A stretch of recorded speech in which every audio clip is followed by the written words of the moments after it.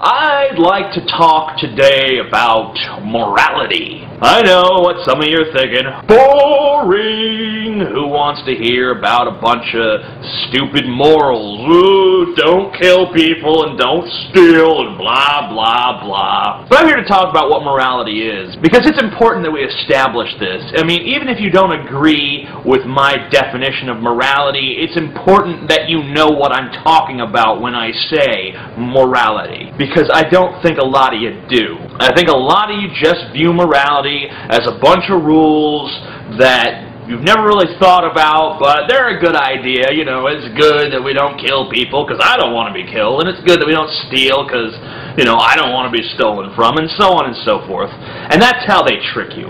And when I say they, I'm talking about the powerful elite, but we'll get back to them in a minute. Morality is sold to us like so. You know, when conservative Christians say that homosexuality is an abomination, and you ask them why, you know, they point to the Bible every once in a while, but mostly what they say is that it's a threat to the American family unit, because they know they need a secular argument. They can't just point to the Bible. Now, is homosexuality going to destroy the American family unit? No, that's preposterous. But still, they gave it a real-life consequence. So it's an appeal to self-interest. But it's a double-edged sword, because when you say, let's have a rule against killing because then you have less of a chance of getting killed, that means that everyone who has the desire to kill for whatever reason, be it fun, profit, vengeance, whatever, society is basically asking those people who have reasons that they want to kill their fellow man to abstain from those behaviors for the good of society. You know, the lady in front of you in the post office who wants to pay for one stamp with a credit card, you know, you do want to bash her in the head repeatedly. You know, you might not do it even if you could, but you still kind of wanna. Everyone has little violent urges here and there. And in a society where we're less compelled to regulate those urges, we can become bloodthirsty monsters. And then, of course, there's theft. Of course, there are things we want to steal. You know, we don't follow that commandment that says, thou shalt not envy thy neighbor's goods and his ass and his wife or whatever. We want all of that. We want his ass. We want his ox. We want his wife. We want his goods. Give that stuff to us. If we didn't have a desire to steal and to kill, then there wouldn't have to be rules against stealing and killing, because no one would do it just because none of us had the urge. So it's obvious that we do want to do that on some fundamental level. Rape, loot, pillage, murder, our ancestors were into that stuff. Every one of us is descended from rapists and murderers and thieves.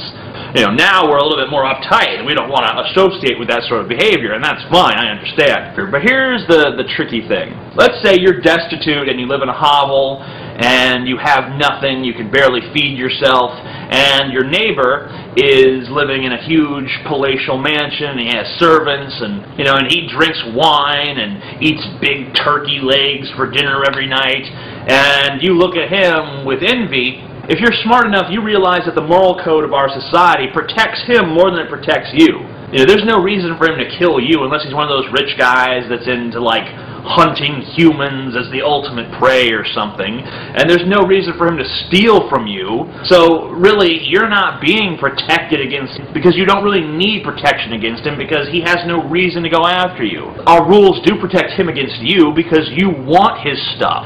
You may even feel that you need his stuff, but you aren't getting it.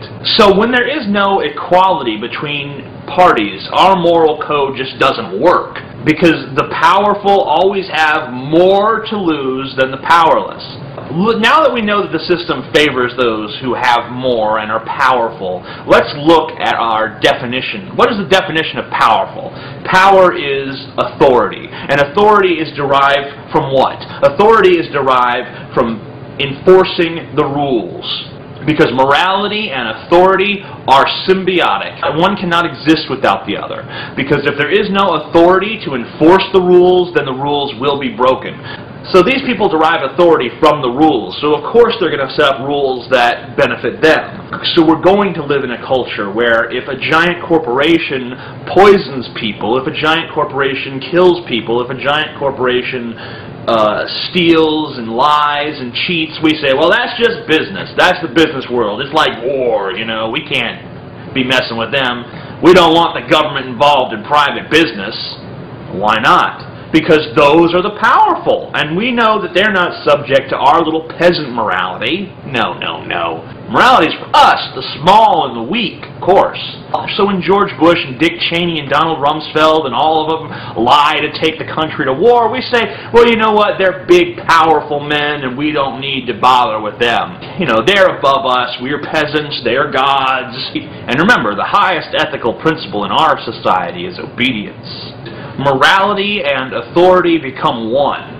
You know, it's the idea that the policeman doesn't just enforce rules, he makes them.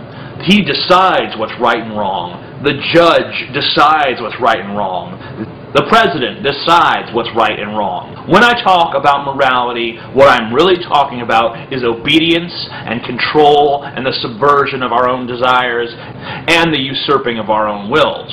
Now, maybe this is a necessary evil, because I certainly wouldn't want to live in the Congo, and I'd probably be too much of a chicken shit to live in the Wild West either.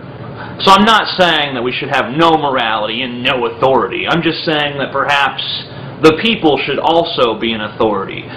We as individuals might not be equal to those in power, but we as a people can be equal to those in power. In fact, we can be greater. We can make them work for us instead of the other way around. But of course, we won't do that because we're all brainwashed into thinking that they are on a pedestal higher than us. And the really sad thing is that if you ask someone directly, do you think that Senator such and such is better than you, that he has more moral high ground than you, they'll say no, but when it comes time to actually hold him accountable for what he does, they don't. I mean, if you're a celebrity, if you're rich, if you're powerful, you're not guaranteed to get off the hook, but you're very likely to. You're a hell of a lot more likely to than I am if I go up for perjury or something like that. So to recap, we have these rules that subvert our own desires and are sold to us as protection by people who use them to exploit us. Doesn't sound all that great, does it, folks?